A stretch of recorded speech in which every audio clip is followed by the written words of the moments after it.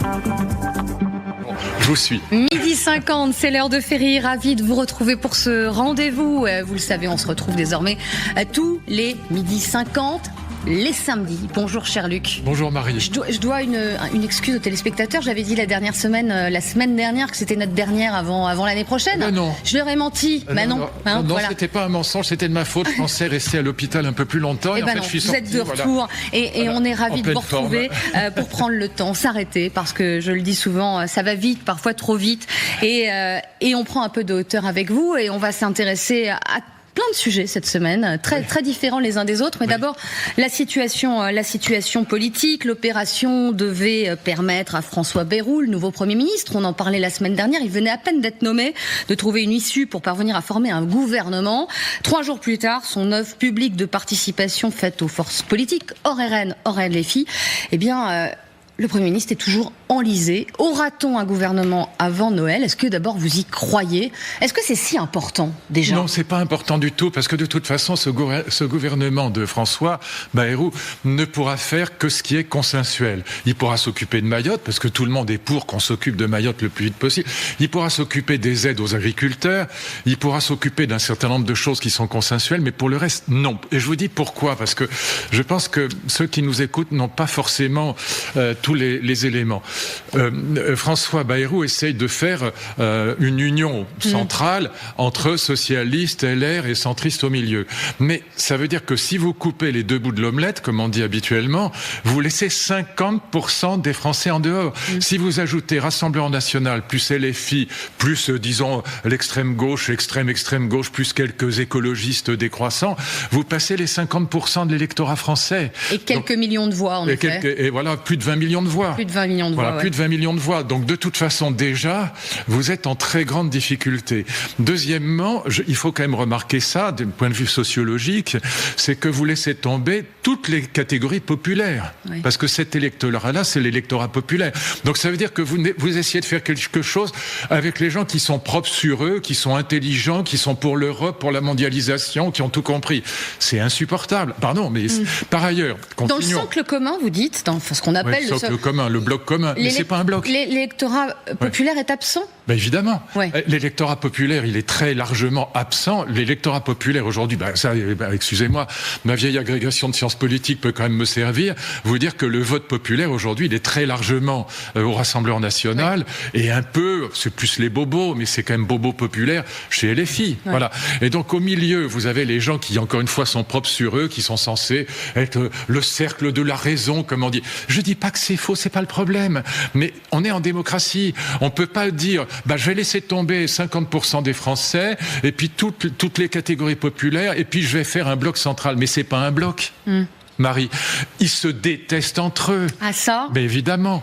On parlait ensemble de l'intérêt général il y a quelques semaines. Il est quoi là? Il est aux oubliettes, enterré. Il est dans les chaussettes. Oui. Et donc c'est pour ça que moi je défends, j'essaie de trouver un système électoral qui oblige les gens de bonne volonté à travailler ensemble. Mais on peut pas exclure. Le LFI veut pas venir. Très bien, c'est leur droit. Mais vous pouvez pas exclure totalement le Rassemblement National. C'est pas vrai, ça n'a pas de sens. Participer à un gouvernement, le Rassemblement National, ça c'est clair. Peu importe, il y a des personnalités qui pourraient y participer. Donc vous ne pouvez pas éliminer a priori, si les gens ne veulent pas y aller, c'est leur droit. Mais encore une fois, je reviens au bloc central. Socialistes et LR ne peuvent pas s'encadrer. Les centristes, regardez les centristes. Vous avez Gabriel Attal, François Bayrou, comment il s'appelle, Édouard Philippe, ils sont tous les 3 candidats à la présidentielle potentiellement. Ils ne peuvent pas s'encadrer. Donc vous avez là ce qu'on appelle un bloc central déjà, socialiste, centriste, LR. Bon, donc moi je vous dis très clairement les choses. Bayrou ne pourra faire, d'ailleurs c'est toute sa trajectoire est la même depuis 50 ans. Il ne pourra faire que ce qui est consensuel.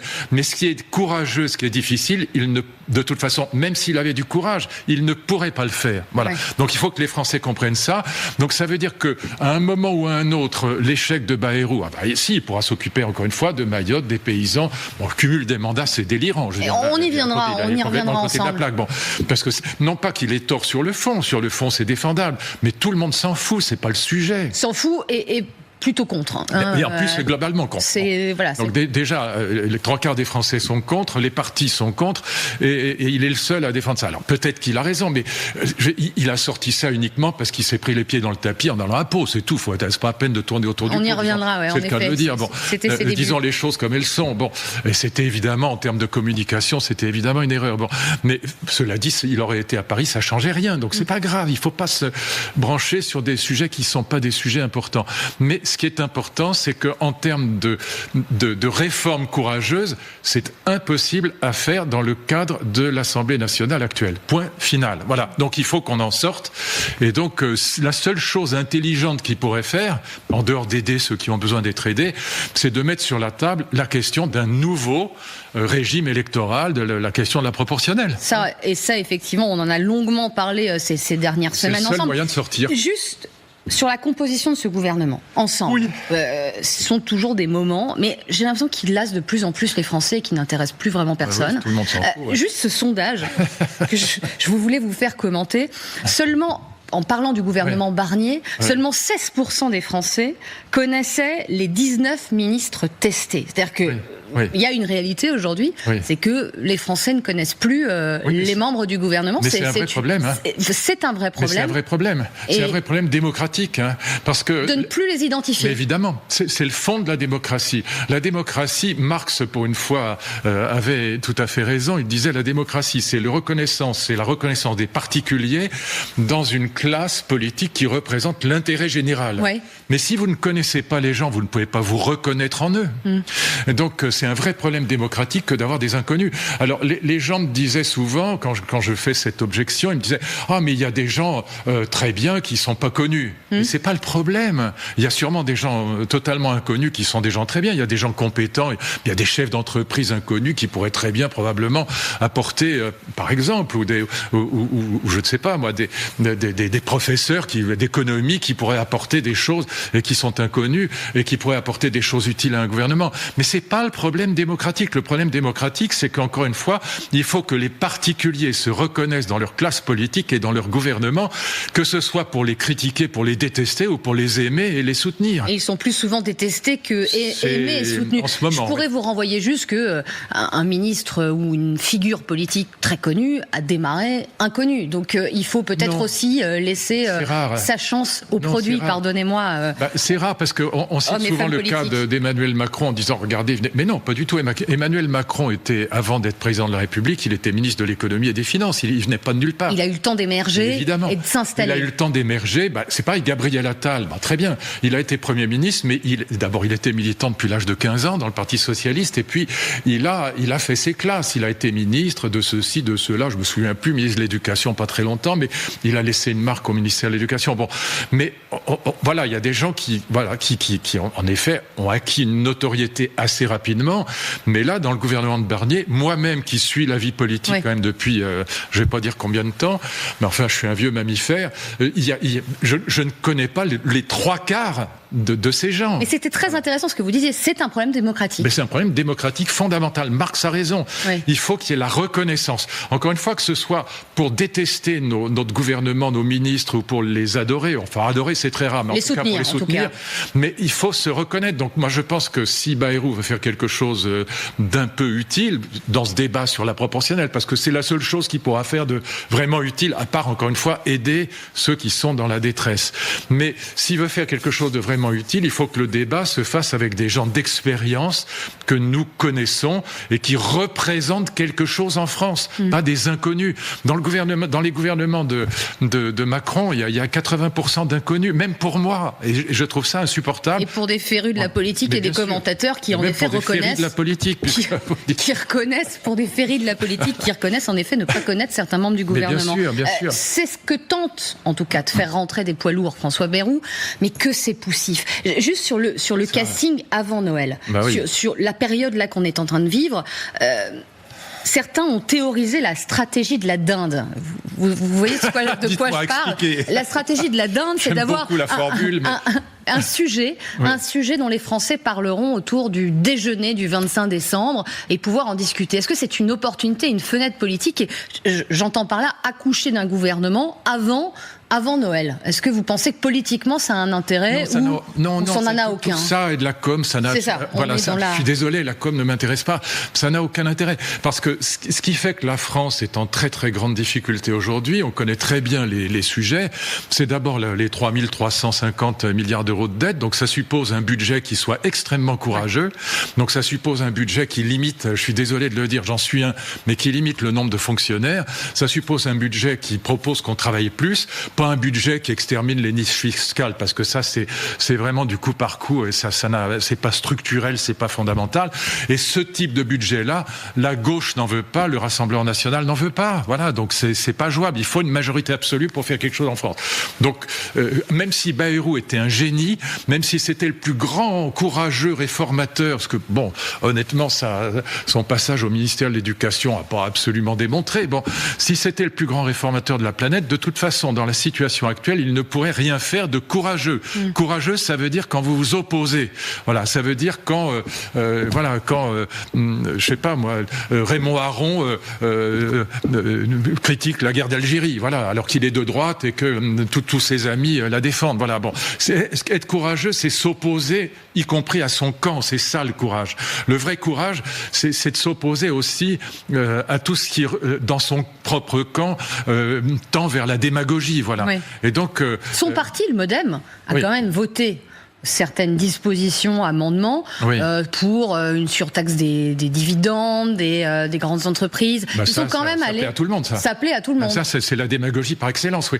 On a les entreprises, on a le pays, sur les 28, les plus taxés, enfin, on peut même dire du monde, voilà. Donc c'est pour ça que moi, je suis très content, je suis désolé, mais j'aurais voté la censure contre Barnier, j'y peux rien, alors que c'est ma famille politique, parce que son budget était, mais dramatiquement, il était, je ne vais pas radoter, mais il était anti-keynésien, c'est-à-dire qu'il plombait la consommation, et anti-schumpeterien, il plombait la compétitivité.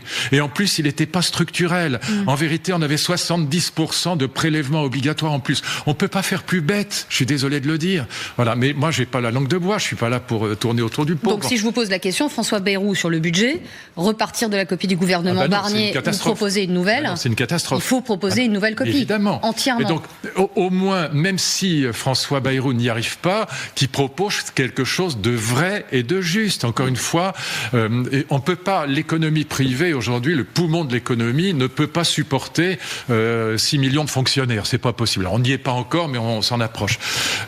C'est pas jouable. En plus, on a des taux d'intérêt qui risquent de remonter en permanence parce que les marchés financiers trouvent que la situation politique, économique, budgétaire est catastrophique. Bon, merci Macron, au passage. Cette dissolution, en plus, nous a ridiculisés dans le monde entier. Et donc, on est là face à un problème de courage politique, mais que on ne peut avoir que si on est adossé malgré tout à des gens qui vous aident, c'est une majorité absolue. Donc, à défaut d'y arriver, la seule chose que puisse faire Bayrou de vraiment utile, en dehors de ce que j'ai déjà dit sur les aides et sur la proportionnelle, c'est au moins de tracer la voie, de dire voilà, le seul moyen d'y arriver, c'est de travailler plus pour ceux qui peuvent travailler plus et qui veulent travailler plus. Bien sûr, travailler plus pour gagner plus, il ne s'agit pas de ne pas payer les gens. Et puis, il faut qu'on diminue raisonnablement et sans faire de mal à personne, en ne renouvelant pas des départs à la retraite un certain nombre de fonctionnaires, parce qu'on ne peut plus avoir ce service public qui est devenu absolument délirant par rapport à ce qu'est l'économie française. Voilà. Je suis désolé de le dire, encore une fois, je suis fonctionnaire, j'aime la fonction publique, je suis pas du tout un hostile, je suis pas un néolibéral fou, mais je dis qu'on ne s'en sortira pas autrement. Et ça suppose un courage politique qui doit être adossé à une majorité absolue. Même avec une majorité absolue, ce serait courageux. Oui, absolument. François Bayrou, justement, juste s'attarder sur l'homme, ses débuts à Matignon, qu'on a beaucoup vu cette semaine avec certains ont qualifié de faux pas, son déplacement à Pau, en pleine crise à Mayotte. Ce sondage, le Figaro, Odoxa pour le Figaro, 65% des Français jugent négativement les débuts de François Bayrou à Matignon. On parlait de ces poids lourds, de ces personnalités inconnues des Français. Pour le coup, lui, il participe de la vie politique et de la vie publique de notre pays depuis de nombreuses années. Comment vous qualifieriez ses débuts à Matignon ? Écoutez, moi, franchement, il s'est pris le pied dans le tapis, c'est une évidence. Bon. Et puis même la manière dont il a parlé à l'Assemblée nationale en disant « Pau, c'est en France », comme si Mayotte n'était pas... C'est ça que les gens ont compris. Ils voulaient dire « Pau, c'est comme Paris, c'est ça qu'il voulait dire. Mais il n'a pas été compris, parce que quand il dit Pau, c'est en France, les gens disent, mais attends, mais Mayotte aussi, c'est en France. Bon. Donc c'était très, très maladroit. Mais je reviens à ce que je vous disais tout à l'heure, il aurait été à Paris, ça ne changeait rien. Donc en vérité, c'est une polémique qui n'a pas de sens. Donc c'est une bêtise, c'est une maladresse, c'est une faute de communication. Mais je me fous de la communication, c'est pas grave. Et il peut très bien aider les Mayotte en allant à Pau et en étant en visioconférence. Donc ne lui faisons pas une mauvaise polémique sur des questions qui relèvent uniquement de la com. C'est pas grave de toute façon. Oui, c'est pris le pied dans le tapis, c'est évident. Mais c'est pas grave, c'est pas ça. Restons pas là-dessus. C'est l'écume des choses. C'est l'écume des choses. Ça amuse, le petit monde politico-médiatique. Mais ça n'a aucun intérêt en vérité. Et ce qui compte maintenant, c'est en dehors des aides utiles, urgentes, qu'est-ce qu'il va être capable de proposer au pays sur la proportionnelle et pas sur le cumul des mandats. Tout le monde s'en fout du cumul des mandats. Et même s'il avait raison, encore une fois, c'est pas le problème. C'est pas le sujet du jour. Il y a des urgences. Voilà. Qu'est-ce qu'il va être capable de proposer sur le budget, c'est-à-dire sur la situation budgétaire de la France? Parce qu'avec 3 300 milliards d'euros de dette, moi je vous le dis très clairement, les marchés financiers vont se réveiller, les agences de notation vont se réveiller, l'Union européenne va se réveiller. Et on est déjà en procédure. Voilà. On emprunte au même taux que la Grèce. On emprunte au même tôt que la Grèce. Enfin, pour la France, c'est une honte. Voilà. Et donc, les chefs d'entreprise aujourd'hui n'investissent plus parce qu'ils savent pas où on va. Encore une fois, merci Macron. Quand je pense, tous mes copains chefs d'entreprise ou quasiment ont voté pour lui en disant il est jeune, Startup Nation, etc. Il est entreprise friendly, tout ça. Ils s'en mordent les doigts aujourd'hui, tous. Et donc, ils viennent, ils me disent t'avais raison, voilà. Il y a un écho, il y a ce coup de gueule des patrons d'EDF, de Total Energy. Alors, c'est de très grandes entreprises, mais qui disent et déclare qu'aujourd'hui c'est un enfer d'investir. Mais évidemment. Et donc pour l'instant tout est à l'arrêt, vous vous rendez compte. Et donc l'économie est à l'arrêt. Voilà, même le Medef se réveille, c'est dire. Et donc il s'aperçoit que Macron c'est peut-être pas la dissolution, et puis surtout c'est pas la dissolution. Là c'est les 1000 milliards d'euros de dette accumulés en 7 ans. C'est ça qui est délirant. Mais cher Luc, vous dites et vous enjoignez François Bayrou à agir, mais aura-t-il la possibilité de le faire? Parce que déjà, un certain Jean-Luc Mélenchon agite la censure. Discours de politique générale le 14 janvier prochain. Il le dit à présent. Pour qu'il y ait un compromis politique, il faudrait qu'il y ait un compromis social. C'est-à-dire que la très petite quantité de gens qui accumulent les richesses acceptent de mettre la main à la poche, mais ils refusent. Et il le dit. Comme la Macronie est vouée à leur service exclusif, mécaniquement, ça bloque tout. Les mêmes causes produiront les mêmes effets. Il n'y a pas de majorité pour le budget. Donc il y aura un 49.3. Donc une censure. François Bayrou ne passera pas l'hiver. Non, Mélenchon se trompe comme d'habitude. Ça ne me surprend pas. Non, moi je maintiens que Bayrou est l'archétype du Premier ministre, de l'homme politique qui est capable de ne pas être censuré. Parce que regardez ses interventions, par exemple à l'Assemblée nationale, quand il a répondu aux questions d'actualité. Il est incroyablement consensuel. Chaque fois que quelqu'un, même désagréable, comme comment il s'appelle, le gars du Parti socialiste, Vallaud. Boris Vallaud. Très désagréable. Avec Bayrou. Il était très désagréable avec Bayrou. D'ailleurs, la Pau, qu'est-ce que vous faites à Pau, etc. Bon, scandaleux. Bon, voilà. Même Mathilde Panot était plus aimable. Mais ce qui était très intéressant de voir, c'est comment Bayrou répond de manière extraordinairement consensuelle, positive et je dirais même aimable à ces gens qui, à la limite, sont prêts à l'insulter. Voilà, il dit mais ce que vous avez dit sur Mayotte, les mots que vous avez utilisés sont les mots justes. Je sais que vous êtes sincère, etc.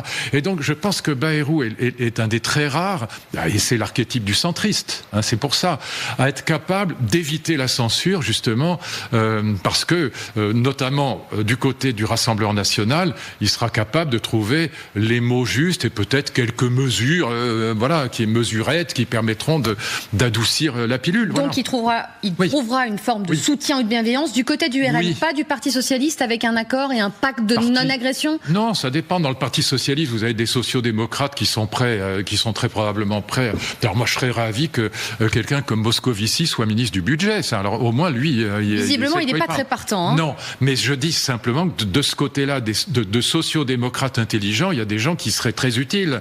Voilà. Et encore une fois, il y a des sociodémocrates qui sont de gauche, comme je suis danseuse au Crazy Horse. Donc, vous avez l'air de la formule. Mais on ne sait pas, vous seriez peut-être un très bon danseur au Crazy Horse. Voilà, donc je pense qu'en effet, Bayrou peut très bien aller jusqu'à des sociaux-démocrates qui ont compris, des rocardiens qui ont compris que pour partager les richesses, il faut d'abord les produire. Oui, mais ce sera vu comme une forme de débauchage individuel. Il n'aura pas réussi finalement à toper, vous me permettez l'expression, avec... C'est pour ça que je dis à mon camarade Danny Cohn-Bendit qui dit qu'une majorité absolue est possible, je lui dis non, elle n'est pas possible, parce que vous avez raison, il débauchera quelques personnalités, mais ça n'ira pas jusqu'à faire voter tout le monde pour lui, enfin pour les mesures qu'il mettra. Donc voilà ce que je dis. Le seul intérêt d'un Bayrou là-bas, c'est d'éviter la censure, donc une certaine stabilité politique, le pays en a besoin. Ça, il peut faire.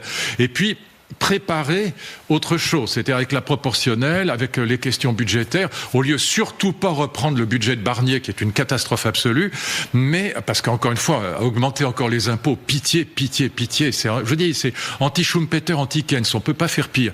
Et donc, voilà, il peut préparer les choses. Et ça peut être un travail intelligent. Ça, il peut avoir une marge de manœuvre.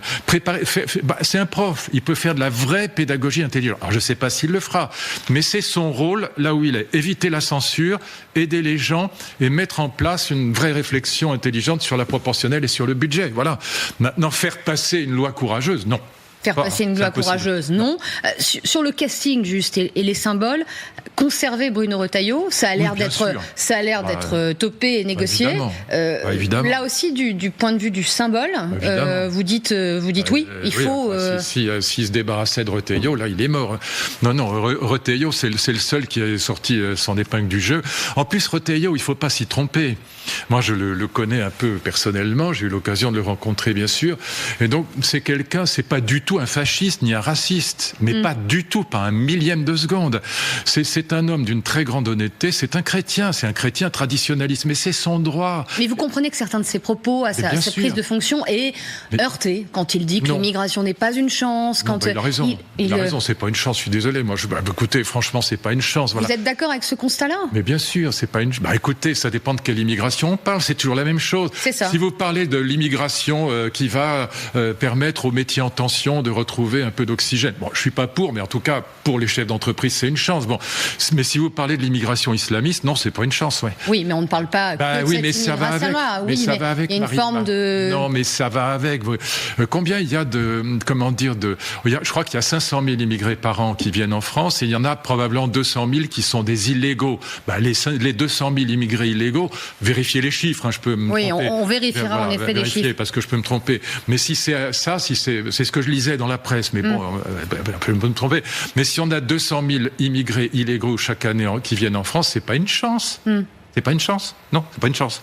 Donc voilà, soyons sérieux. Et je reviens à ce qui est Bruno Retailleau. C'est un chrétien traditionnaliste. Mais d'abord, c'est son droit. Moi, je suis pas d'accord. Sur les questions, par exemple, moi j'ai défendu le mariage gay à fond la caisse dans le Figaro. Bon, donc ça m'a valu quelques difficultés, pas du tout avec la rédaction, mais avec les lecteurs. Bon, mais là-dessus, je serais pas d'accord, par exemple, avec Bruno Retailleau. Mais c'est son droit. Oui. Et c'est un chrétien, et c'est la doctrine de l'Église. Mais ne confondons pas un chrétien traditionnaliste qui est un homme bien, qui est un homme qui a des valeurs, avec un fasciste. C'est pas la même chose. Et c'est là que mon ami Dany se trompe. Il pense que Bruno Retailleau est un fasciste. C'est pas du tout un fasciste.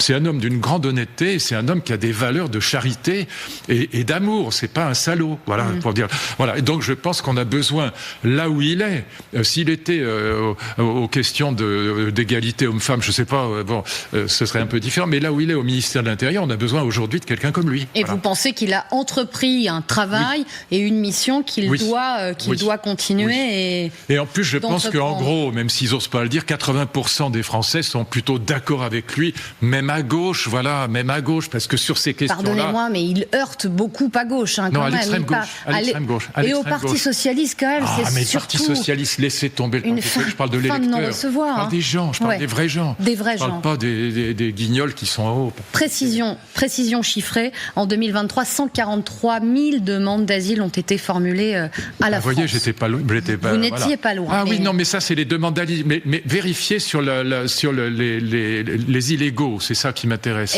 sur l'immigration illégale. Et mais on là, le vérifiera. Difficile, ouais. Ouais. On l'évoquait tout à l'heure. En tout cas, c'est beaucoup, hein, même si je me suis trompé dans les chiffres, je ne l'ai pas vérifié ce matin, c'est ce que j'ai lu depuis des semaines, mais je pense que c'est 500 000 immigrés par an légaux et 200 000 illégaux, voilà. Et je pense que c'est en effet beaucoup, voilà. Et ça dépend, évidemment, encore une fois, de qui on parle. Si on parle de personnes qui viennent travailler chez nous et qui aiment la France, c'est formidable. Et si on parle de personnes qui la détestent et qui veulent installer comme une lutte contre l'État laïque, c'est pas une bonne nouvelle. On l'évoquait ensemble rapidement, mais ce débat qui est réapparu dans le débat public sur le cumul des mandats. Parce que ça aussi, oui. Ça vous fait rire. Mais malgré tout, quand même, oui, François Bayrou est Premier ministre et il reste maire de Pau. Et il a jugé que, effectivement, la loi de 2014 était une erreur, hein, la loi du non-cumul des mandats. Qu'il a défendu Mordicus. Qu'il a défendu en plus Mordicus, on le voit à son conseil municipal à Pau. Comment vous jugez ce débat ? Est-ce qu'il doit revenir ? Sur le fond, je pense qu'il a raison. Moi, je suis honnête. Je pense que sur le fond, il a raison. Il a raison sur 2 points. De dire il faut qu'il y ait cumul, mais pas cumul des rémunérations. Parce que ça exaspérerait les Français. Parce qu'ils penseraient que le cumul, c'est fait pour gagner plus. C'est pas le cas. Donc, il y ait cumul, mais pas que... Parce que... Et sur un deuxième point, il a raison. Je pense que c'est pas inutile pour des personnalités politiques au niveau national d'avoir un enracinement local. Parce que la politique locale n'a rien à voir. Moi, je connais bien aussi la politique locale parce que je sillonne la France. Voilà, je sais pas, 20 fois le Tour de France chaque année. Bon, et je rencontre des milliers, des dizaines de milliers de gens dans les conférences que je peux donner en France, et je vois bien que la politique locale, elle est pas du tout agressive et dogmatique comme la politique nationale, qui est obligée de l'être, parce qu'au niveau national, on est tous en désaccord avec tous. Bon, là, au niveau local, il y a des accords entre les partis, il y a des accords entre les personnes, on pense au bien de sa commune, on pense au bien de son département. Bon. Et donc je pense que cet enracinement dans la société réelle, dans le terroir, comme on dit, est quelque chose qui peut être très utile pour un politique national. Et donc je pense que la fin du cumul des mandats, oui, était une erreur. Ça, là-dessus, je suis d'accord avec lui. Mais c'est pas le sujet d'aujourd'hui. C'est pas le sujet, d'autant que, alors encore une fois, on ne légifère pas en fonction des sondages et de ce que pensent les Français. Mais malgré tout, aujourd'hui, 67% des Français souhaitent maintenir l'interdiction du cumul des mandats. Voilà, oui, c'est un chiffre. C'est vrai. Là aussi où il a raison, c'est que quand on voit la composition de l'Assemblée nationale, mon Dieu, oh là là, franchement. Quoi, vous dites, il devrait peut-être être un peu plus implanté et avoir... Et puis un peu les pieds sur terre, quoi, voilà. Ouais. Non, mais ils sont dramatiques quand même, franchement. Parfois, c'est sidérant de voir ce qui est devenu l'Assemblée nationale par rapport à ce qu'elle était. Je parle même pas de la Troisième République, mais je parle même il y a 20 ans. Voilà, c'est quand même absolument désolant. Voilà, donc je pense qu'en effet, avoir un enracinement local, un seul, mais un enracinement local, c'est pas forcément une mauvaise chose. En tout cas, le débat mériterait d'avoir lieu, mais pitié, pas en ce moment. C'est pas le sujet. Il est complètement à côté de... C'est une question de timing, c'est une question d'opportunité, si je puis dire. C'est complètement à côté du sujet aujourd'hui. Et on ne peut pas effectivement reprocher non plus à François Bayrou d'être déconnecté, parce que c'est vrai que cet ancrage local, lui, l'a toujours eu. Ça, toujours. En plus, c'est quelqu'un qui vient réellement du monde paysan. Il a co-dirigé la ferme. Donc il sait ce que c'est qu'une barre de coupe, il sait ce que c'est qu'un McCormick ou un Ferguson. Moi aussi, remarque. Mais bon, oui, c'est un de nos points communs. Ça, c'est sûr. Sur l'importance, pardonnez-moi, parce que à nos téléspectateurs, on doit aussi une forme de clarification. Les chiffres que l'on avançait, très compliqué de les avoir, les chiffres de l'immigration illégale. C'est très compliqué. C'est très compliqué. Les derniers propos, parce qu'on vérifie ça en direct, de l'ancien ministre de l'Intérieur, Gérald Darmanin, qui déclarait il y a un an environ qu'environ 600 à 700 000 personnes seraient en situation irrégulière sur notre territoire. C'est quand même beaucoup. Ça, on ne peut pas dire que c'est une chance. En tout cas, ça, je vous laisse en tirer les conclusions. Marie, ils sont dans l'illégalité. Moins d'1% de la population. Vous ne pouvez pas défendre l'illégalité. Non, bien sûr. De toute façon. Donc, on ne peut pas dire que des personnes qui sont dans situation illégale, c'est une chance pour la France. D'autant que, soyons clairs, c'est pas une question de race, évidemment. C'est pas une question de culture, évidemment. Mais quand vous êtes, moi, si j'étais à la place de quelqu'un qui se retrouve, je sais pas, moi, au fin fond d'un pays que je ne connais pas, où je n'ai pas d'emploi, où j'ai des enfants, voilà, voilà, je suis une mère de famille, je suis un père de famille, et j'ai pas de revenus. Qu'est-ce que je fais? Ouais.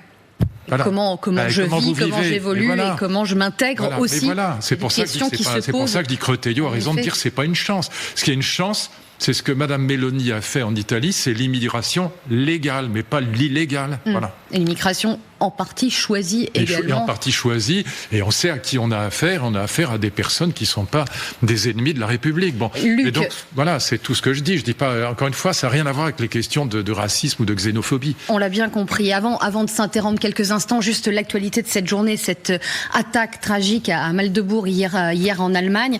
Juste à vous, le philosophe, l'écrivain, mais aussi l'ancien responsable politique, de ces responsables peut-être qui réagissent un peu trop rapidement.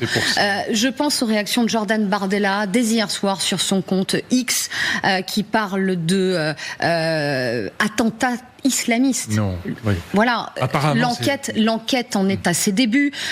Marine Le Pen qui parle de barbarie islamiste qui sème encore la terreur au corps de l'Europe. On était en direct sur LCI, la chef a pris la parole. Le mot de terrorisme n'a pas été encore prononcé par les responsables allemands. Juste ce que dit aussi cette volonté, certains disent récupération politique, d'aller toujours peut-être un peu trop vite. Vous avez 1000 fois raison, et je trouve que c'est bien qu'une grande journaliste comme vous le dise, parce que c'est la tentation, évidemment, du court-termisme. Et moi, je ne dirais rien sur cette affaire, sinon que c'est unheimlich traurig, comme on dit à Schrecklich, que pour parler à nos amis allemands qui nous écoutent, éventuellement. Voilà. Mais identifier pour l'instant l'idéologie de ce médecin saoudien, c'est strictement impossible. Donc attendons de savoir la vérité, évitons de dire des bêtises. Alors, si on est de gauche, on dira mais il est proche de l'AfD, Alternative für Deutschland, l'extrême droite allemande. Et puis si on est de droite, on dira c'est des islamistes. Évitons ces deux conneries. Pardon. Oui. Attendons de savoir. Et je pense que c'est très bien justement qu'une journaliste comme vous dise que la prudence en matière journalistique, c'est vraiment au fond c'est la garantie de la vérité, de la vraie recherche de la vérité. Et ça vous avez 1000 fois raison. Pour ça que moi je n'en dis rien, sinon que unheimlich traurig et schrecklich. Oui, message effectivement aux Allemands, effectivement en deuil aujourd'hui, 5 morts, plus de 200 blessés. Luc, on fait une courte pause. Oui. Courte pause. Et puis on abordera ensemble un procès historique, une icône, Gisèle Pelicot. On parlera aussi à quelques jours de Noël, de la sacralisation de l'enfant. J'ai envie de vous entendre là-dessus. C'est un débat passionnant que nous aurons ensemble dans quelques instants. À tout de suite sur LCI.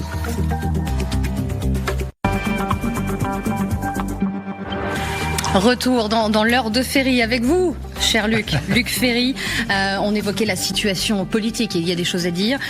J'aimerais qu'on revienne ensemble. On l'avait évoqué à l'occasion de l'une de nos conversations, de cette femme, Gisèle Pelicot, après 3 mois et 17 jours d'un procès historique. La Cour criminelle du Vaucluse a reconnu cette semaine les 51 accusés coupables. 51, oui. Ouais, Dominique Pelicot a été condamné à 20 ans de réclusion, assorti d'une période de sûreté des 2 tiers. Pour les autres accusés, la Cour s'est affranchie des réquisitions, individualisant les peines conformément au droit. Regardez, c'est parce que Gisèle Pelicot a fait la une des médias du monde entier. Ah oui, c'est aussi un fait notable dans ce procès, peut-être ce procès historique. On aura l'occasion d'en débattre ensemble. J'aimerais qu'on écoute les mots de Gisèle Pelicot, qui a permis aussi que ce procès ne se tienne pas à huis clos, ce qui a peut-être aussi changé les choses dans les consciences.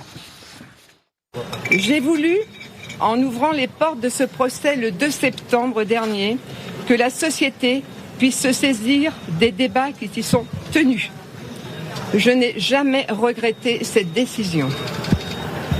J'ai confiance à présent en notre capacité à saisir collectivement un avenir dans lequel chacun, femme et homme, puisse vivre en harmonie, dans le respect et la compréhension mutuelle. Je le disais, on l'évoquait ensemble parce qu'elle avait fait notamment la une du Vogue allemand, une représentation, une peinture. Quand vous entendez cette femme, après 3 mois de procès, on l'a dit épuisée, parce que c'était une épreuve, épreuve physique, morale, vous vous dites quoi ?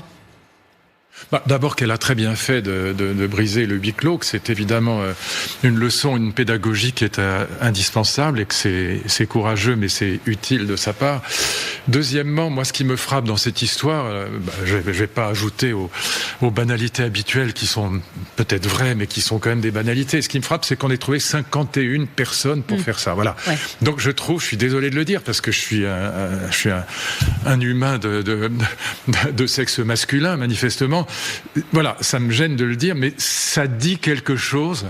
C'est pas anecdotique, ça dit quelque chose de la sexualité masculine. Je n'y peux rien. Là-dessus, un certain nombre de féministes ont raison. Je peux pas zapper ça. Parce qu'on aurait trouvé 3 types. Je dirais, il y a 3 barjots. C'est terrifiant, c'est terrible pour elle, mais bon. Mais 51.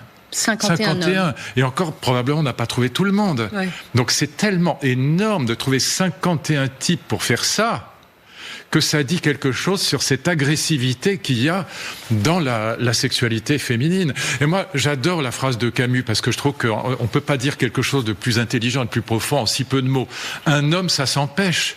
Que les gens aient ça en eux, je suis désolé pour eux, ça veut dire qu'il y a une saloperie en eux, qu'il y a une misère en eux, parce que c'est aussi de la misère sexuelle, parce qu'il y a ça. Les profils étaient très divers, mais quand même, parce que pour aller se jeter sur quelqu'un comme ça, qui est endormi, il faut quand même être dans un état de misère sexuelle épouvantable, ou alors dans un état de saloperie épouvantable. Mais Camus a raison. Le fait que des gens aient ça en eux, c'est la nature humaine, si je puis dire, masculine en l'occurrence, c'est pas chez les femmes.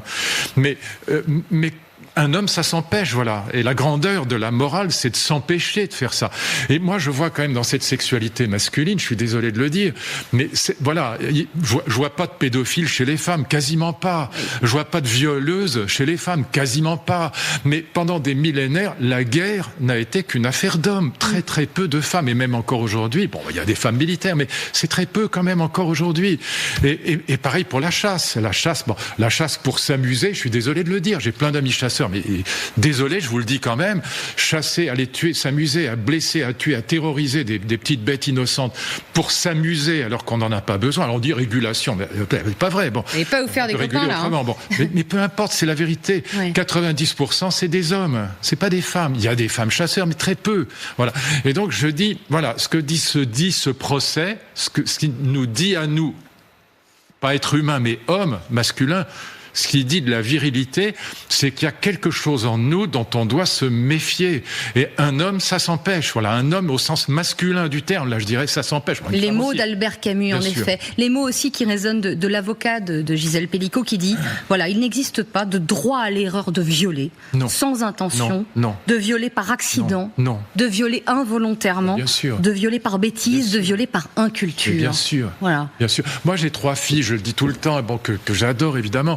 Et je vois ça chez elles. C'est pour ça que je crains le viril quand je pense à mes filles. Voilà, parce qu'il y a cette saloperie dans la sexualité masculine qui est une sexualité agressive. C'est-à-dire, quand on dit de quelqu'un qu'il est viril, souvent, ça veut dire quoi ? Ça veut dire qu'il est, c'est un mec, il est agressif. Oui, vous avez beaucoup d'hommes qui ne tentent pas ce genre de pratique. Hein.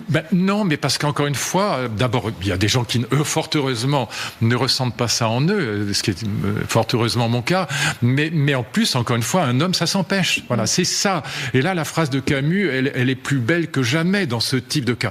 Mais j'y insiste, qu'on ait trouvé 51 personnes pour faire ça, ça veut dire que c'est pas un hasard, c'est pas anecdotique, ça dit quelque chose du masculin, ça dit quelque chose de la virilité. Évidemment, encore une fois, tous les hommes sont pas comme ça. Moi le premier. Bon, c'est pas ça que je veux dire. Mais méfions-nous de nous-mêmes, parce qu'on a cette saloperie en soi. Alors moi, franchement, je l'ai pas. Je comprends même pas comment c'est possible. Mais peu importe. Le viol, la guerre, la chasse, tout ça. Voilà, il y a ce côté agressif masculin, le sadisme. Il y a même je vais pas développer ça parce que je vais me faire détester par tous mes copains chasseurs. Mais c'est vrai qu'il y a ce sadisme-là. Voilà, j'en parlais l'autre jour avec un chasseur qui, in fine, me disait mais j'aime tuer. D'accord, mais bon, c'est pas une raison. Sur la personnalité de Gisèle Pellicot, là, on le voit encore, qui fait la une de la presse étrangère. Je disais un procès historique. Parfois, la sémantique a son importance. Est-ce que vous diriez qu'il y a une forme de On a opéré une forme de basculement aussi, par la médiatisation de ce procès, de ce qu'il a dit, de ce qu'il a raconté aussi. Oui, mais ça ne change rien au cœur humain. Et donc je pense, hélas, que les féministes sur ce point ont raison, alors que bon, je suis pas vraiment... si, je suis un féministe républicain, moi, je suis un féministe à la Badinter, voilà. Mais je pense qu'elles ont raison, et que, voilà, si ça peut faire changer quelque chose, c'est évidemment, et ça changera probablement quelque chose, ne serait-ce que dans le fonctionnement de la justice. C'est le plus important. Mais je ne crois pas que ça change quelque chose au cœur humain, voilà. Et à cette sexualité masculine qui est quand même dangereuse, voilà. Et qu'il faut absolument avoir le soin d'encadrer au sens de Camus, voilà. Et je retiendrai en effet ces mots. Camus, un homme, ça s'empêche. Un homme, ça s'empêche. Et au fond, ça, je dirais que ça dit tout sur la morale républicaine, sur la morale de Kant. Moi, j'ai traduit la critique de la raison pratique de Kant dans la Pléiade. Et c'est exactement ça. Camus, là-dessus, est totalement kantien, républicain. C'est la même morale. Un homme, ça s'empêche, voilà. L'impératif catégorique, voilà. Et donc, on peut avoir toutes les mauvaises pulsions. On a tous eu un jour envie de tuer quelqu'un. Peut-être, oui. Évidemment. Vous savez, Freud dit, il y a un petit texte de Freud que j'aime bien, il dit, mais quand on dit va au diable, ça veut dire, je te tuerai bien, inconsciemment ou consciemment, ça veut dire ça. Mais on s'empêche, voilà, on tue pas les gens parce qu'on est en désaccord avec eux, ou parce qu'on est en colère, ou parce qu'on est fâché avec eux, voilà. Et donc, oui, on peut pas dire mieux que Camus, voilà. Et pourtant, je suis pas, si, il est quand même, sur 1000 choses, il a été beaucoup mieux que Sartre. Pour un homme de gauche, il a quand même été assez remarquable. À ce moment de l'émission, cher Luc, parce qu'on n'est pas loin de Noël aussi, on change tout à fait de conversation et de thématique, mais c'était un sujet qui nous tenait à cœur, de l'enfant roi, de la sacralisation de l'enfance. L'enfant roi, on le dit, c'est l'un des phénomènes sociologiques les plus caractéristiques de notre société. Hein. Elle n'a jamais été aussi présente, mais elle n'a pas toujours été dans notre histoire, l'on s'en faut. Et j'aimerais qu'on en discute ensemble, parce que c'est un sujet qui vous tient à cœur, et de ce basculement finalement, qui correspond aussi à un basculement de nos sociétés modernes. Et c'est bon, moi j'ai beaucoup écrit sur ce sujet-là parce que j'ai beaucoup lu les grands historiens du Moyen-Âge, Philippe Ariès, Jean-Louis Flandrin, Edward Shorter par exemple. Ariès, l'enfant et la famille sous l'Ancien Régime. Et ce que montrent tous ces historiens, ces grands historiens, c'est qu'au Moyen-Âge, on n'aime pas beaucoup les enfants. Pourquoi ? Parce qu'on est dans une vision du monde qui est encore, disons, aristotélicienne, où l'enfant n'est pas perfectum, on dit en latin. Il est parfait en latin, ça veut dire il n'est pas achevé, il n'est pas cuit, il n'est pas terminé. Donc quelque chose qui n'est pas terminé, c'est moins bien que quelque chose qui est terminé. Voilà. Et donc très souvent, en effet, il y a un livre de Boswell, par exemple, un grand historien chez Gallimard, sur l'abandon d'enfants jusqu'au XVIIIe siècle. Il faut savoir, 30% des petits Français sont abandonnés. C'est quasiment une mise à mort. Le Petit Poucet, c'est pas un conte. C'est une histoire vraie. C'est une histoire vraie. Mais bien sûr, alors, pas les bottes de 7 lieues, mais l'abandon est gigantesque. L'oblation d'enfants est gigantesque. Dans mon livre sur cette histoire du mariage d'amour qui va changer la donne, je cite le cas d'un garde champêtre qui tous les jours pendant l'hiver récupère 1 ou 2 nourrissons qui sont abandonnés, il les met dans sa hotte et il dit je fais 6 km à pied pour les déposer d'un coup d'épaule sur le parvis de l'église pour que le prêtre s'en occupe, et à chaque fois il y a 1 ou 2 petits morts, tout le monde s'en fout. Aujourd'hui ça serait évidemment le scandale absolu. Qu'est-ce qui s'est passé ? Il s'est passé ce que j'ai appelé la révolution de l'amour, c'est-à-dire l'invention du mariage d'amour en Europe. On ne se marie pas simplement par amour, mais pour l'amour. Et l'amour est transitif, on va se mettre à aimer nos enfants plus que tout au monde. N'importe quel père de famille ou mère de famille qui aime ses enfants, ce qui est quand même, il faut bien le dire, le cas général, est prêt à donner sa vie, s'il le fallait, pour ses enfants. Ce qui veut dire que le sacré est là, c'est-à-dire le lieu du sacrifice suprême est là, dans cette petite chose qu'on appelle un enfant. Et ça va changer la donne sur le plan politique, c'est ça qui m'intéresse de livre en livre, parce que du coup, je ne cesse de le dire, le grand dessein politique aujourd'hui, et Bayrou devrait, lui qui a plein d'enfants et de petits-enfants, devrait le savoir, le grand dessein politique, c'est pas la nation comme en 14, ou c'est pas la révolution comme encore en 68, c'est quel monde, nous, les adultes, nous allons prendre la responsabilité de laisser à ceux que nous aimons le plus, à ce sacré à visage humain, nos enfants, pas les miens, pas les vôtres, les nôtres. Les nôtres. C'est l'humanité qui vient. C'est pas du tout un repli sur la sphère privée. C'est un élargissement de l'horizon comme jamais dans l'histoire de l'humanité. C'est la question de la dette. Est-ce qu'on va leur laisser une ardoise ? C'est la question de la guerre avec l'islamisme. Ou d'ailleurs avec d'autres. Hein. On voit bien, il y a une guerre en Ukraine aussi. La transition écologique aussi. C'est la question de la transition écologique, bien sûr. Ouais. C'est la question de l'école. C'est la question de la mondialisation qui bouffe littéralement la protection sociale. Est-ce qu'on va leur laisser de quoi payer la protection sociale, mais aussi les services publics auxquels, malgré ce que j'ai dit tout à l'heure, je tiens évidemment beaucoup. Et donc, ça change complètement la donne. En 68, à droite, c'était la nation, à gauche, c'était la révolution. Aujourd'hui, les gens ne le comprennent pas encore, et là-dessus, les écologistes ont raison. C'est quel monde, c'est les générations futures. Quel monde nous allons laisser à nos enfants. Et c'est lié à cette histoire de la vie privée qui a été une histoire de la sacralisation de l'enfance à cause de l'invention du mariage d'amour. Vous voyez, j'ai pas le temps de développer ça. Je l'ai fait dans de nombreux livres, notamment un livre qui s'appelle La Révolution de l'amour, justement. Mais c'est crucial. Arrêtons-nous sur ce basculement-là. Oui, il est 19e siècle. 19e siècle. Oui. Où là, c'est l'invention du mariage d'amour. Voilà. Et ce qui est très intéressant, c'est que le mariage d'amour, curieusement, va être inventé par le capitalisme. Pourquoi ? Parce que le capitalisme invente le marché du travail. En 1900, il y a quasiment plus de femmes relativement à la population française qui travaillent qu'aujourd'hui, de salariés. Ça veut dire quoi ? Ça veut dire que ces femmes qui étaient enfermées, c'est l'histoire des femmes, qui étaient enfermées dans leur village, on se mariait avec le voisin d'à côté, on était mariés, on ne se mariait pas. Et souvent, par exemple, pour réconcilier des familles et mettre des parcelles de terrain ensemble. Voilà. Mais pareil dans l'aristocratie. Et donc, mariage arrangé. Quoi. Mariage arrangé, mariage de raison, comme on dit. Mais absolument pas le mariage d'amour. Et donc, c'est les femmes qui vont s'arracher à leur village pour monter travailler, comme on dit, à la ville. Par exemple, c'est une petite Bretonne qui va travailler dans une usine de boîtes de sardines à Nantes. Eh bien, elle va se retrouver libre du poids de la religion, du curé, de la famille, des parents, des oncles et tantes, etc. Et elle va pouvoir décider non plus d'être mariée, mais de se marier, si possible, avec le jeune homme bien fait là-bas qui travaille aussi à l'établi. Et c'est comme ça que le mariage d'amour va naître de l'arrachement des individus. C'est en même temps que le mot individualisme va être inventé. Il est inventé en 1830. Va être inventé pour décrire ce mouvement d'arrachement des individus par rapport aux communautés religieuses et villageoises traditionnelles. Et donc, du coup, on va décider non plus d'être mariée, et la petite, elle dira non, je ne veux plus être mariée, je veux me marier, et si possible avec quelqu'un que j'aime, évidemment. Et du coup, l'amour des enfants va en sortir. Vous voyez, je vais très vite, mais c'est une histoire absolument qui explique tout ce qu'on vit aujourd'hui. Je débutais cette conversation avec le concept ou la notion d'enfant roi, justement. Oui. Comment on arrive à cela ? Il est sacré. Il est sacré. Il est sacré parce qu'à partir du moment où je dis je serai prêt à donner ma vie pour mes enfants, ça veut dire que sacrifice, sacrilège, sacré, c'est les mêmes mots. Ça veut dire que je serai prêt à donner ma vie, donc à me sacrifier. Si on touche un cheveu de mes filles, sacrilège. Et donc, ça veut dire que je considère que l'amour sacralise les êtres que j'aime. Mais ça vaut d'ailleurs pour tous les êtres que j'aime, pas seulement pour les enfants. Mais les enfants, c'est un amour très particulier parce que c'est un amour qui, pendant longtemps, est non réciproque. Vous avez un bébé de 2 mois. Moi, j'adore les bébés de 2 mois parce que c'est le moment où, quand on joue avec eux sur le lit, ils commencent à rigoler. Voilà. Avec le petit rire de gorge, ils commencent à se marrer, puis ils nous font des sourires absolument merveilleux. Ils commencent à voir aussi. Voilà, ils sont, bien sûr, et ils commencent à aimer aussi. Voilà. Mais dans un couple normal, on demande à sa femme ou à son mari ou à son amant ou sa maîtresse, on demande que l'amour soit réciproque. Mais avec un bébé, non, on l'aime à fond perdu, si je puis dire, pendant des années. Et donc, c'est un amour de responsabilité, c'est un amour de gratuité, ça ressemble à ce que les chrétiens appellent l'agapé en vérité.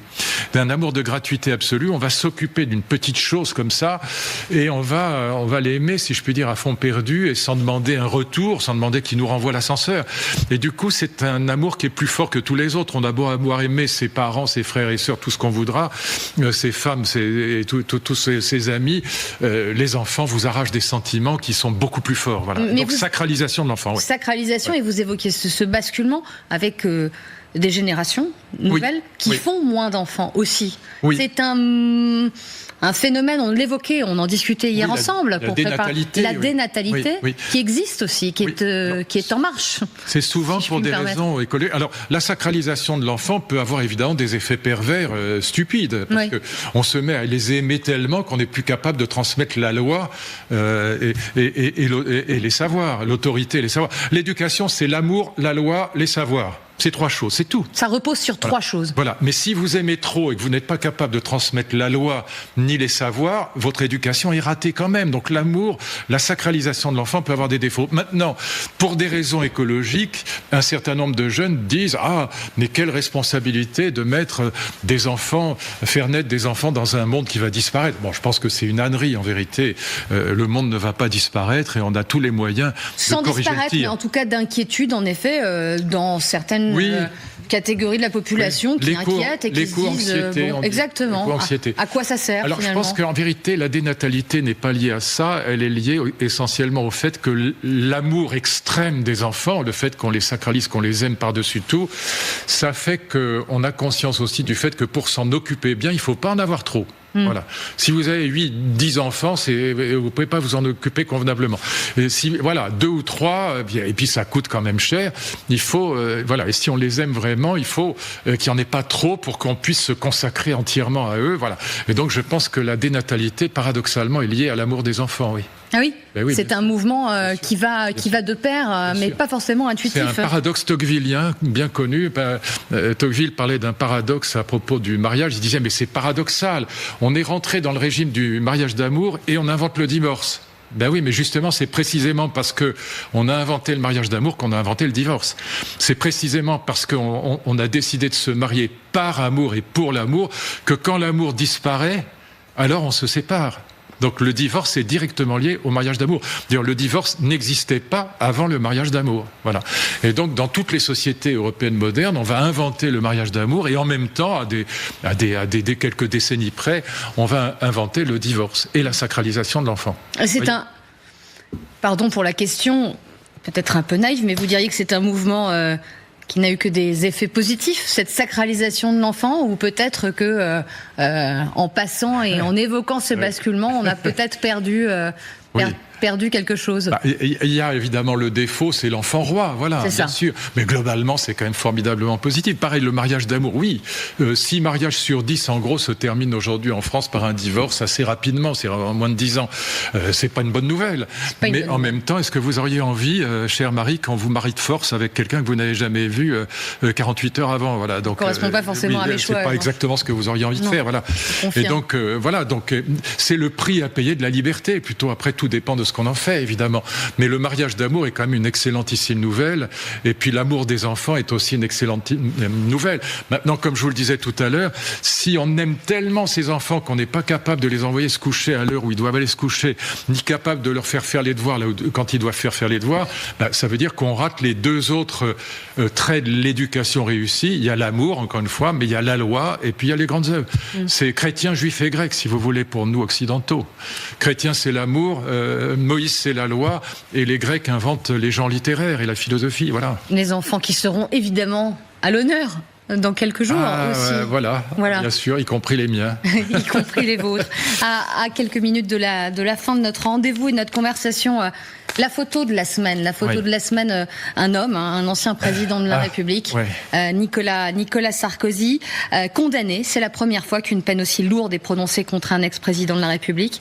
La saisine de la Cour européenne des droits de l'homme qu'il s'apprête à lancer le place dans la situation finalement d'un ancien chef de l'État qui, après avoir représenté et défendu la France, cherche à la faire condamner. C'est aussi une forme de paradoxe. Nicolas Sarkozy condamné au port d'un bracelet électronique.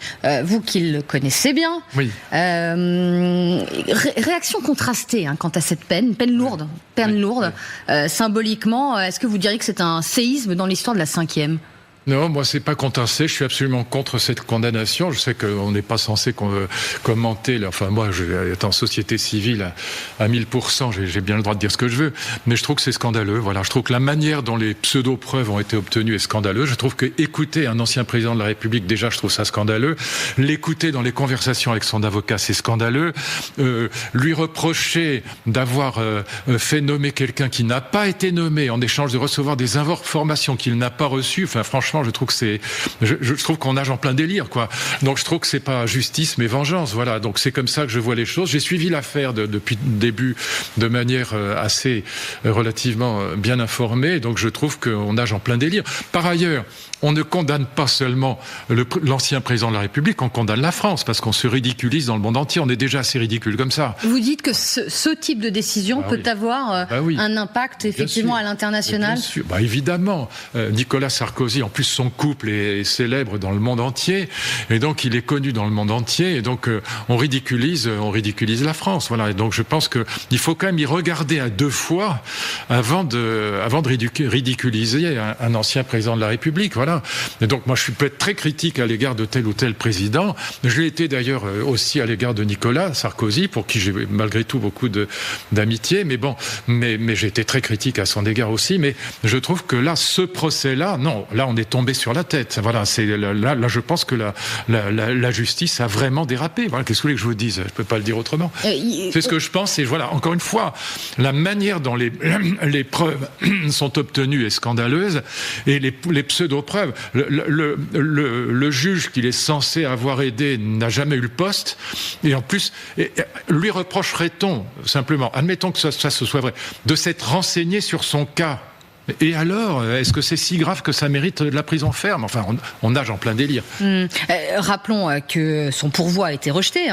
Oui, en cassation. Donc, définitive sa condamnation. La symbolique, pardonnez-moi juste, sur le bracelet électronique. On s'interrogeait, et j'entendais des commentateurs judiciaires en plateau de ce que cela impliquerait. Est-ce qu'il pourrait aller faire son jogging, faire ses déplacements et ses conférences à l'étranger ? Il demande la permission à chaque fois. Il faudra qu'il demande la permission à chaque fois. Non, mais on nage en plein délire.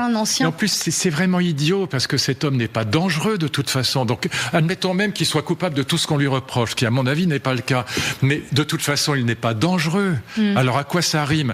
Dans ce cas-là, qu'on punisse ce qu'on appelle l'école blanc du plus haut niveau autrement que par ces punitions qui sont absurdes et qui ridiculisent la France. Je suis désolé, voilà, mais ça, encore une fois, on est déjà assez ridicule comme ça avec la dissolution, on n'est pas obligé d'en rajouter. Alors on dirait que c'est pas le même problème, mais ça s'ajoute. Sauf que vu de l'étranger, on dit mais attends, dites donc, vos présidents de la République, c'est quand même des clowns. Oui, voilà. Mais sauf que, est-ce que ce sont des justiciables comme les autres ? C'est aussi une vraie question. Non, c'est pas des justiciables comme les autres. Si il y avait quelque chose de crapuleux, s'il y avait un viol, s'il y avait un meurtre, s'il y avait quelque chose d'un enrichissement personnel, bon, là oui, là c'est injusticiable comme les autres, mais pas là-dessus. Pas là-dessus. Là, il est accusé de s'être renseigné sur son dossier judiciaire auprès d'un magistrat en échange du fait qu'il allait l'aider à être nommé quelque part. Mais c'est pas crapuleux de toute façon. N'importe qui ferait ça.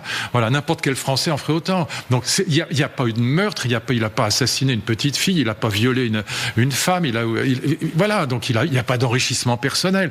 Donc franchement, aller condamner un président de la République à de la prison ferme, ce qui fait encore une fois rigoler le monde entier, ou ce qui fait en tout cas résonner dans le monde entier, c'est pas, on peut pas faire quelque chose comme ça, prendre une décision comme celle-là sans y réfléchir à deux fois. Il s'agit pas simplement d'une personne, il s'agit de la France. Voilà. Il s'agit de la France. Il a, fidèle à sa stratégie, réagi à sa condamnation, clamé son innocence avec ces mots, fustigeant des droits de la défense bafoués dans le cadre de 12 longues années de harcèlement judiciaire. Oui, en plus, on décompte 12 ans. Mais est-ce que, par ailleurs, pardon Luc, mais est-ce qu'un ancien président peut dire ça ? Est-ce qu'encore une fois, cette bataille entre hommes politiques et justice a encore lieu d'être ? Est-ce qu'il faut le raviver encore une fois ? Sur ce dossier, je pense que oui. Encore une fois, s'il y avait quelque chose de l'ordre de l'enrichissement personnel ou quelque chose de crapuleux. Vous faites vraiment la distinction. Et là, je dis, dans ce cas-là, c'est injusticiable absolument comme les autres. Non, il faut être nuancé. Moi, c'est pas parce qu'on est un président de la République ou un homme politique qu'on doit pas passer devant un tribunal et être condamné si on a fait quelque chose qui est, encore une fois, ce que j'appelle crapuleux. Voilà. Mais là, c'est pas le cas. Voilà. Et donc, et puis 12 ans. Pourquoi il faut 12 ans ? Pourquoi ils peuvent pas se dépêcher? Ça, c'est la nature de notre système judiciaire qui prend un peu de longues années. Voilà. Je me souviens, j'animais un séminaire de philosophie à la Sorbonne. J'avais invité dans ce séminaire, on avait des collègues philosophes, des étudiants et surtout des profs de philo et des intellectuels, des grands intellectuels. J'avais invité Badinter. Et Badinter, avec sa voix, vous vous souvenez, moi je l'aimais beaucoup, j'avais travaillé avec lui. Et Badinter, bien qu'on ne fut pas de la même famille, mais peu importe, nous ne fussions pas de la même famille, mais peu importe. Et il s'adresse... Alors, messieurs les philosophes, nous dit-il, quel est le principal problème de la justice, nous dit-il?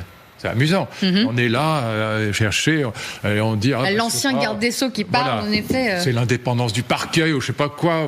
Et puis il dit, non, pas du tout. C'est le temps. Voilà, le temps. Lui-même critiquer le temps, le temps trop long. Le temps trop long. Parce qu'il dit c'est ça qui désespère les justiciables. 12 ans pour arriver à ça. Mon Dieu, 12 ans, mais ils peuvent pas se dépêcher. Voilà.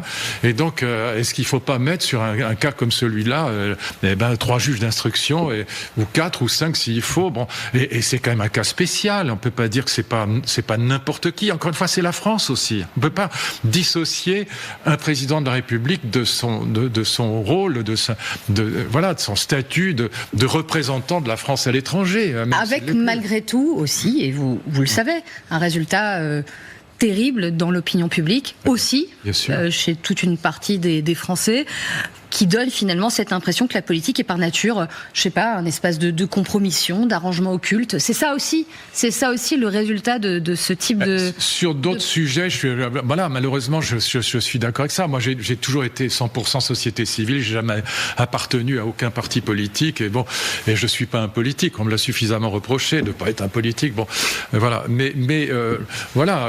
Est-ce que je pense que cette corruption, quand même, ce qu'on appelle la corruption politique, par rapport à la 3e et à la 4e, on est quand même, on a singulièrement progressé. Enfin, l'homme politique pourri, c'est devenu relativement rare quand même, relativement rare.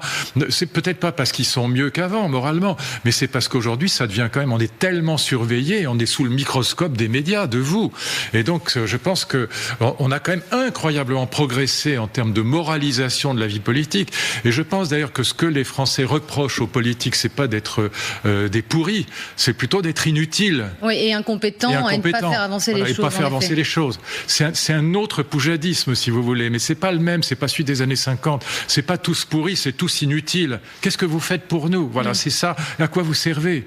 C'est plutôt ça que j'entends aujourd'hui. Mais enfin, en l'occurrence, dans ce procès-là, moi, franchement, je suis désolé. Alors, j'ai encore une fois suivi les choses d'assez près, et je pense que c'est pas normal, c'est pas une décision que je trouve juste. Une condamnation historique, certains parlent de séisme dans l'histoire de la 5e République. Nicolas Sarkozy qui sera jugé aussi dans le financement libyen de sa campagne aussi prochainement. Et le pauvre, je ne sais pas combien il a de procès. Oui. Il en a en effet. Voilà. Oui. Et donc voilà, alors il y a peut-être, encore une fois, je ne sais pas, il y a peut-être des procès dans lesquels il est coupable. Je n'en sais rien. Et je ne l'absous pas a priori. C'est pas ça. Je dis simplement dans cette histoire-là, franchement, écouter la conversation d'un ancien président de la République avec son avocat, ça n'est pas acceptable dans un état de droit. Voilà. Surtout écouté par des politiques. Parce qu'en effet, conversation entre son client et son avocat est en effet aujourd'hui... Par le garde des Sceaux qui forcément est obligé de le dire au président de la République en place. Il ne peut pas faire autrement. Vous savez que ça fait partie des affaires sensibles. Il est obligé... C'est-à-dire que le président de la République en place était au courant du fait qu'on écoutait son collègue, si je puis dire. Oui. Eh ben, j'aime pas ça. Voilà. Oui. Je suis désolé, rien que ça, même si il était coupable de tout, le malheureux Nicolas Sarkozy, rien que la manière dont on a procédé est de toute façon insupportable dans un état de droit, dans une démocratie digne de ce nom. Voilà. Et vous ne dites pas, finalement, pour conclure, que ça alimente la défiance envers nos hommes et nos femmes politiques ? Si, de toute façon, vous savez, c'est comme ce qui s'est passé en Allemagne. C'est de toute façon, quoi qu'on dise, et même si on essaye de dire des choses qui sont nuancées ou qui sont réfléchies, de toute façon, il y a toujours récupération. Le médecin saoudien qui attaque Noël, vous pensez bien que pour l'AfD, c'est pain béni, pour le Rassemblement national aussi. Oui. Donc, et c'est inévitable. La récupération fait partie partie toujours de la vie médiatique, hélas. Et c'est pour ça qu'on est là, Marie, pour essayer de dire des choses qui sont un peu différentes ou un peu, voilà, ça veut pas dire qu'on a raison, mais qu'on essaye en tout cas de réfléchir. Une forme de prudence, en effet, bien dans sûr. Le propos. Cher Luc, merci beaucoup. À la fin de cette émission, on se retrouve là, véritablement en 2025. Ah oui, c'est vrai. Et absolument, on se retrouve en 2025, janvier prochain, une petite pause pour l'heure de Ferry. Nous, on se retrouve dans quelques minutes. Merci beaucoup, Luc Ferry.